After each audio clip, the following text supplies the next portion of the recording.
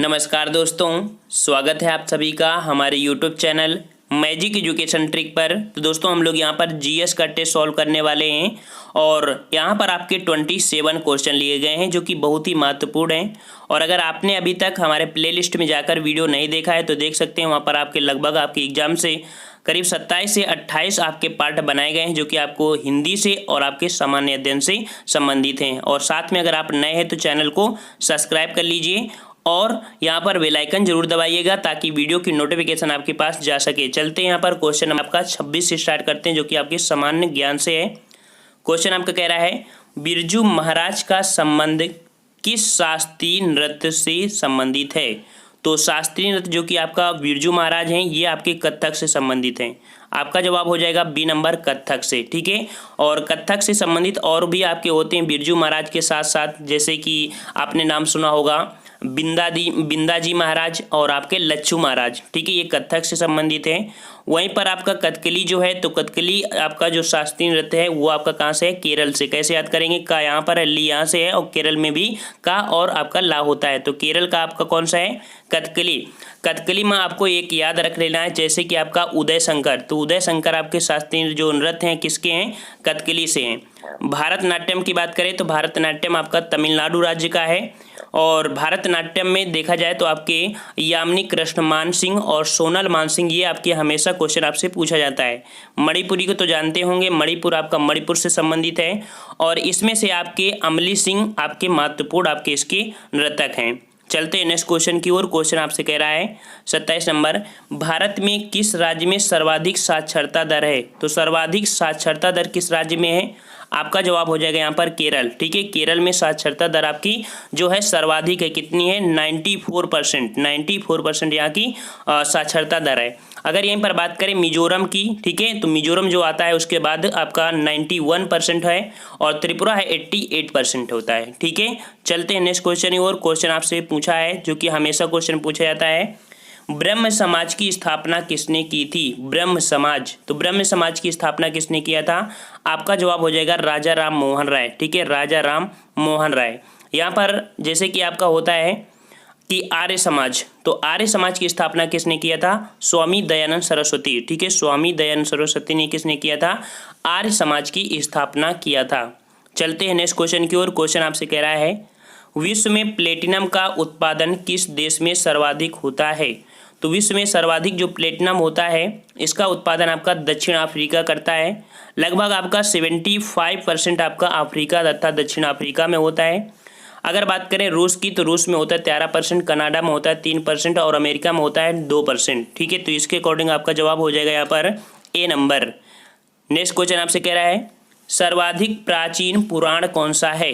सर्वाधिक प्राचीन पुराण, तो सर्वाधिक प्राचीन पुराण आपका क्या हो जाएगा? यहाँ पर आपका जवाब हो जाएगा ए नंबर, मत्स्य पुराण। ठीक है, कौन सा पुराण है?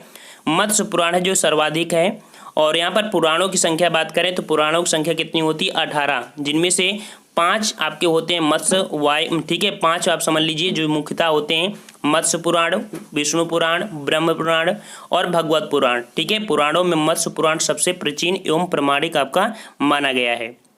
नेक्स्ट कह रहा है, जो हमेशा क्वेश्चन इस समय आ रहा है यहाँ पर चंद्रप्रभा से, तो चंद्रप्रभा मृगवन भारत के किस राज्य में स्थित है? तो चंद्रप्रभा जो कि आपको इस समय पूछा जा रहा है क्वेश्चन, तो आपका चंद्रप्रभा मृगवन भारत के उत्तर प्रदेश राज्य में स्थित है। ठीक है, और चंद्रप्रभा वन्य जीव अभ्यारण्य जो ऐतिहासिक शहर वाराणसी में है। ठीक है, लगभग 70 किलोमीटर आपके वाराणसी से पड़ता है चंद्रप्रभा। ठीक है ना। नेक्स्ट क्वेश्चन आपसे कह रहा है, अर्जुन पुरस्कार किस क्षेत्र से संबंधित है? अर्जुन पुरस्कार, तो देखिए अर्जुन पुरस्कार जो है ये आपका खेल कूद के क्षेत्र में दिया जाता है, अर्थात यहाँ पर होगा डी नंबर। अब बात आती है कि इसको स्टार्ट कब से किया गया था? तो अर्जुन ने एकटक निशाना लगाया था। एकटक मतलब 61, मतलब 1961 से आपका स्टार्ट किया था अर्जुन पुरस्कार। ठीक है, इसमें से 5 लाख रुपए नगद पुरस्कार दिया जाता है और प्रत्येक वर्ष अधिकतम 15 खिलाड़ियों को उनके अद्वितीय खेल के लिए अर्जुन पुरस्कार दिया जाता है। ठीक है ना, काफ़ी अच्छा क्वेश्चन था, आपसे क्वेश्चन पूछता रहता है हमेशा इस तरह से। और नेक्स्ट क्वेश्चन आपसे कह रहा है, भारत में भारत कोकिला के नाम से किसे जाना जाता है, अर्थात यहाँ पर Nightingale of India, Nightingale of India के नाम से जो जाना जाता है वो किसे जानते हैं? आपका जवाब हो जाएगा सी नंबर, अर्थात सरोजिनी नायडू। सरोजिनी नायडू को भारत कोकिला के नाम से जानते हैं। यहीं पर बात करें कि लता मंगेशकर, ठीक है, लता मंगेशकर, तो लता मंगेशकर को किस नाम से जानते हैं? इनको बोलते हैं स्वर कोकिला, ठीक है, क्या जानते हैं? स्वर कोकिला के नाम से जानते हैं। इंदिरा गांधी की बात करें तो इंदिरा गांधी को लौह महिला के नाम से जानते हैं, ठीक है, किस महिला से? लौह महिला के नाम से जानते हैं। वहीं पर जो पीटी ऊषा हैं, ये आपकी एथलीट्स खिलाड़ी हैं और इन्हें गोल्डन गर्ल के नाम से जाना जाता है, ठीक है। भारत की गोल्डन गर्ल कौन है? पीटी ऊषा हैं, ठीक है ना। चलिए नेक्स्ट क्वेश्चन, और क्वेश्चन आपसे कह रहा है भारत के प्रथम उपराष्ट्रपति कौन थे? भारत के प्रथम उपराष्ट्रपति बिल्कुल आपका इजी है, तो यहाँ पर आपका जवाब हो जाएगा बी नंबर, अर्थात आपके डॉक्टर एस राधाकृष्णन भारत के प्रथम उपराष्ट्रपति थे। और अगर यहाँ पर बात करें आपके डॉक्टर जाकिर हुसैन, तो डॉक्टर जाकिर हुसैन भारत के तीसरे राष्ट्रपति थे, ठीक है, भारत के तीसरे राष्ट्रपति। वहीं पर आपके वीवी गिर की बात करें तो वीवी गिर क्या थे? तो भारत के चौथे राष्ट्रपति थे आपके वीवी गिर। इस समय क्वेश्चन आपको क्रम वाला ज़्यादा पूछा जा रहा है। और आपका यहीं पर है श्री बीडी जत्ती, तो बीडी जत्ती जो हैं भारत के 5वें उपराष्ट्रपति एवं भारत के राष्ट्रपति भी रहे हैं आपके बीडी जत्ती। नेक्स्ट क्वेश्चन आपसे पूछ रहा है भारत के राष्ट्रपति अपना त्यागपत्र किसको संबोधित करते हैं? तो भारत के जो राष्ट्रपति होते हैं अपना त्यागपत्र जो कह सकते हैं कि 56(2) के अर्थात 56 अनुच्छेद 56 के सेकंड के अनुसार भारत का राष्ट्रपति अपना त्यागपत्र किसको देता है? आपके उपराष्ट्रपति को देता है। राष्ट्रपति का जो कार्यकाल होता है कितना होता है? 5 वर्ष का होता है। और इन पर एक प्रक्रिया लगाई जाती है, अगर ये राष्ट्रपति अगर संविधान का उल्लंघन करते हैं तो इन पर महाभियोग की प्रक्रिया लगाते हैं, जो अनुच्छेद 61 के तहत लगाते हैं, ठीक है। और महाभियोग की प्रक्रिया लोकसभा और राज्यसभा किसी भी सदन से स्टार्ट किया जा सकता है। इसके लिए 2/3 बहुमत होना आवश्यक है।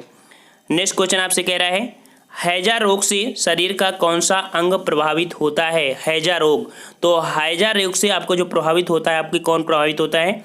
आंत प्रभावित होती है, ठीक है, आंत। और किससे होती है? तो एक होती है वाइब्रियो कालेरी, एक जीवाणु है जो कि कह सकते हैं एंटोटॉनिक्स कालेरा टॉनिक्स का उत्पादन करता है, जिसका प्रभाव छोटी आंत पर पड़ता है। और इस रोग का लक्षण होता है अधिक दस्त आना, ठीक है, अधिक दस्त आते हैं आपके इसके कारण। चलिए नेक्स्ट क्वेश्चन आपसे कह रहा है वर्तमान में भारत में कौन सी पंचवर्षीय योजना लागू है? तो भाई आपको पता है कि पंचवर्षीय योजना आपका समाप्त हो गया है, आपका 1 ईयर प्लान आप चालू हो गए जब से आपका नीति आयोग आ चुका है। तो पंचवर्षीय योजना की बात करें तो अभी एक जो क्वेश्चन है आपका थोड़े से पहले का है, प्रैक्टिस सेट है, तो इसका मतलब कि वर्तमान में आपकी कह सकते हैं इसके अकॉर्डिंग 12वीं पंचवर्षीय योजना जो कि 2012 से ही स्टार्ट होकर 2017 तक चली थी, लेकिन 2017 तक, लेकिन नीति आयोग के आ जाने के कारण आपकी पंचवर्षीय योजना को समाप्त कर दिया गया। आपको कमेंट करके बताना है कि नीति आयोग जो स्थापना हुई थी नीति आयोग की, तो कब हुई थी, इसका कमेंट करके आपको बताना है नीति आयोग की स्थापना। नेक्स्ट कह रहा है गोबर गैस में मुख्यतः कौन सी गैस होती है? तो गोबर गैस में जो मुख्यतः गैस होती है वो आपकी कौन सी होती है? आपका ए नंबर हो जाएगा आपका मेथेन गैस, ठीक है, मेथेन गैस होती है गोबर में। कितने %? लगभग 75% आपकी होती है गोबर गैस में मीथेन गैस।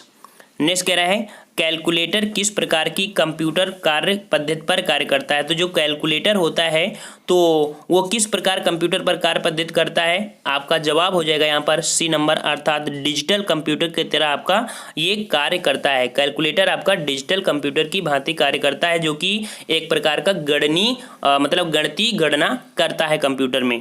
नेक्स्ट कह रहा है कितने माप से अधिक ध्वनि को शोर का नाम दिया जाता है? तो शोर का जो नाम होता है कितने डेसिबल अगर आपकी आवाज़ है उसे बोलेंगे तो यहाँ पर हो जाएगा 80 डेसिबल। अगर 80 डेसिबल लगभग होता है, इसके ऑप्शन के अकॉर्डिंग है, ठीक है ना। वैसे आपकी जो शोर होता है तो आपकी वही 70 के ऊपर स्टार्ट होता है, तो वहाँ पर 80 हो जाएगा। अगर आपकी 80 से ज़्यादा आपकी होती है शोर, तो आपका जो कान में बहरापन आपका आ जाएगा। लगभग आपका 85 से 90 तक अगर आपकी आवाज़ लगातार बनी रहती है डेसिबल, तो आप बहरे भी हो सकते हैं, ठीक है ना।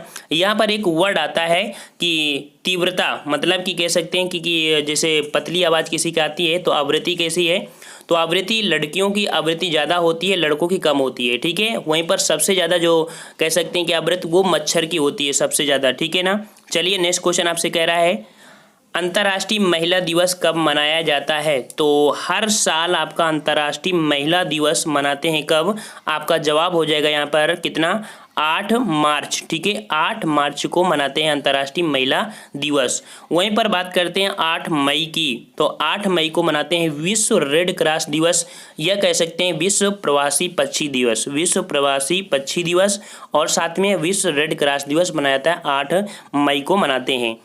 नेक्स्ट कह रहा है 42 नंबर, भारत में किसी राज्य की प्रथम महिला मुख्यमंत्री कौन बनी थी। तो भारत में किसी राज्य की प्रथम महिला मुख्यमंत्री जो थी वो आपकी कौन थी। 42 का जवाब हो जाएगा आपका सुचेता कृपलानी, जो कि आपके कहाँ से संबंधित हैं, उत्तर प्रदेश से हैं, ठीक है। जवाब होगा आपका सी नंबर सुचेता कृपलानी, ये उत्तर प्रदेश की थी।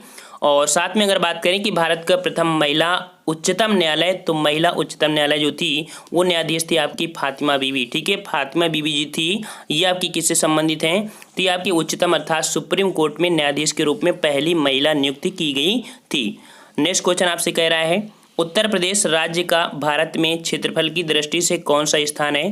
तो उत्तर प्रदेश राज्य का भारत में जो क्षेत्रफल की दृष्टि से स्थान है सबको पता होगा, तो इसका जवाब हो जाएगा आपका डी नंबर अर्थात चौथा स्थान आता है, ठीक है। चौथा स्थान आता है। तो बात आती है कि इसके पहले आपको कौन से हैं, तो 3 के हिसाब में देखा जाए इसके पहले तो आपका सबसे बड़ा राजस्थान होता है, फिर मध्य प्रदेश, फिर इसके बाद होता है आपका महाराष्ट्र, ठीक है ना, महाराष्ट्र। इसके बाद आपका चौथा स्थान आता है किसका, यहाँ पर उत्तर प्रदेश। नेक्स्ट क्वेश्चन की ओर चलते हैं। क्वेश्चन आपसे कह रहा है यहाँ पर भारत की सड़क प्रणाली का विश्व में कौन सा स्थान है। तो भारत की जो सड़क प्रणाली है वो आपका जो नंबर आता है ये आता है दूसरा, ठीक है। दूसरा स्थान है आपके भारत में दुनिया में सबसे बड़ी सड़क प्रणाली के हिसाब से, ठीक है। लगभग देखा जाए तो देश में सड़कों की लंबाई है 33.2 लाख किलोमीटर। और यहाँ पर बात आती है कि भारत का सबसे लंबा राष्ट्रीय राजमार्ग कौन है, तो आपका हो जाएगा NH-44, ठीक है। 44 आपका ये हो गया वर्तमान में, पहले आपका हुआ करता था राष्ट्रीय राजमार्ग संख्या आपका NH-7 होता था, ठीक है ना। अब आपका बदल गया है और अमेरिका आपका फर्स्ट नंबर पर है, ठीक है। अमेरिका फर्स्ट नंबर पर आपका है। नेक्स्ट कह रहा है निम्नलिखित में से किसने कभी भी भारत के उपराष्ट्रपति के रूप में कार्यभार नहीं संभाला है। तो भारत के उपराष्ट्रपति के रूप में कार्यभार नहीं संभाला है किसने, तो यहाँ पर होगा किसने नहीं संभाला, सी नंबर आपका VP सिंह। जो VP सिंह थे ये स्वतंत्र भारत के 8वें प्रधानमंत्री थे, वह उत्तर प्रदेश के मुख्यमंत्री भी रहे हैं। इन्होंने भारत के उप प्रधानमंत्री के पद को कभी भी सुशोभित नहीं किया है। यहाँ पर बात करें आपके जो दिया है, जैसे कि एक वर्ड आपने सुना होगा कि सरदार वल्लभ भाई पटेल, इससे क्वेश्चन आता है। तो भारत के उपराष्ट्रपति में आपके सरदार वल्लभ भाई पटेल, मोरारजी देसाई, चौधरी चरण सिंह, जगजीवन राम, यशवंत राव, चौधरी देवीलाल, लाल कृष्ण आडवाणी, ये आपके उत्तर प्रदेश के कह सकते हैं भारत के उप प्रधानमंत्री रहे हैं। नेक्स्ट क्वेश्चन आपसे कह रहा है किसी विधानसभा में भारत के संविधान के अनुसार कम से कम और अधिक से अधिक कितने सदस्य हो सकते हैं।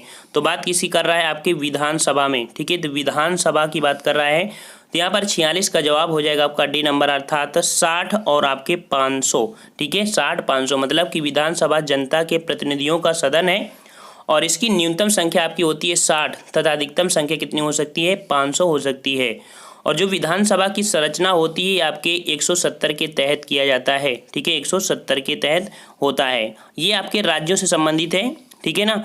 चलिए नेक्स्ट क्वेश्चन आपसे कह रहा है निम्न में से कंप्यूटर नेटवर्क में क्या अद्वितीय नहीं है। तो कंप्यूटर नेटवर्क में जो अद्वितीय नहीं है वो आपका है यहाँ पर सी नंबर वर्क ग्रुप का नाम नंबर हो जाएगा। नेक्स्ट कह रहा है माइक्रोसॉफ्ट एक्सेल की कंप्यूटर फाइल को किस प्रकार नाम दिया जाता है।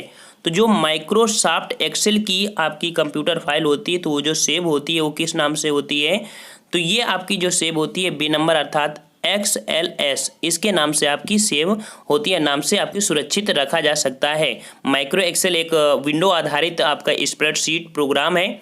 यह प्रोग्राम गणितीय जो होती है गणनाएं, ठीक है, उनके अंकीय डाटा के लिए प्रयुक्त माना जाता है। नेक्स्ट कह रहा है कंप्यूटर में निम्न में से कौन सी इनपुट डिवाइस नहीं है। तो कंप्यूटर में आप ऐसे क्वेश्चन आपसे पूछते हैं इनपुट डिवाइस आपकी नहीं है। तो यहाँ पर इनपुट डिवाइस की अगर बात करते हैं तो यहाँ पर बी नंबर हो जाएगा प्रिंटर। प्रिंटर आपकी इनपुट डिवाइस नहीं है, आपकी आउटपुट है। तो यहाँ पर देख लीजिए कि कंप्यूटर की इनपुट डिवाइस कौन सी होती हैं। तो एक जैसे कीबोर्ड, ठीक है, हम इनपुट डिवाइस की बात कर रहे हैं। इनपुट डिवाइस में आपकी होती है कीबोर्ड, माउस, जॉयस्टिक, प्रकाशी pen, scanner, barcode reader, MICR, mark reader, digital camera, mic, switch, ठीक है, ये सिस्टम आपके होते हैं। और आउटपुट की बात करें तो आपका जो मॉनिटर होता है, प्रिंटर होता है, प्लाटर होता है, स्पीकर होता है, कार्ड होता है, रीडर होता है, टेप रिकॉर्डर, ये आपके आउटपुट डिवाइस के उदाहरण होते हैं। नेक्स्ट कह रहा है विश्व जनसंख्या दिवस कब मनाया जाता है। तो विश्व जनसंख्या दिवस हमेशा आपको हर साल 11 जुलाई को मनाते हैं, ठीक है, हमेशा क्वेश्चन आपसे पूछता है 11 जुलाई। नेक्स्ट कह रहा है निमोनिया रोग शरीर के किस अंग को प्रभावित करता है। निमोनिया रोग शरीर के किस अंग को प्रभावित करता है। तो आपका जवाब हो जाएगा यहाँ पर फेफड़े अंग को प्रभावित करता है, अर्थात यह श्वसन संबंधी रोग है, जो कि आपका जवाब हो जाएगा ए नंबर। फ्रेंड्स, अगर आपको वीडियो अच्छा लग रहा है तो वीडियो को लाइक भी करिए, ठीक है, चैनल को सब्सक्राइब भी कर लीजिए। 52 नंबर आपसे कह रहा है मानव रक्त में प्लाज्मा की लगभग कितनी मात्रा होती है। तो मानव रक्त में प्लाज्मा की जो मात्रा होती है वो आपके 4 ऑप्शन है। और ये हमारा वीडियो का अंतिम क्वेश्चन है, जो कि आपके कमेंट के लिए है। आप लोग कमेंट करिएगा, इसका जो पार्ट होगा सेकंड वो आपको लेके आएंगे, जहां पर आपको बताएंगे कि लगभग कितने होती है, जहां पर आपको सामान्य विज्ञान संबंधी और भी आपको क्वेश्चन देखने को मिलेंगे। बहुत ही बेहतरीन आपको डिस्क्राइब करके भी बताते हैं। लगभग हमने यहाँ पर 27 वीडियो अपलोड भी कर दिया है, तो उनको भी प्लेलिस्ट में जाके देख सकते हैं।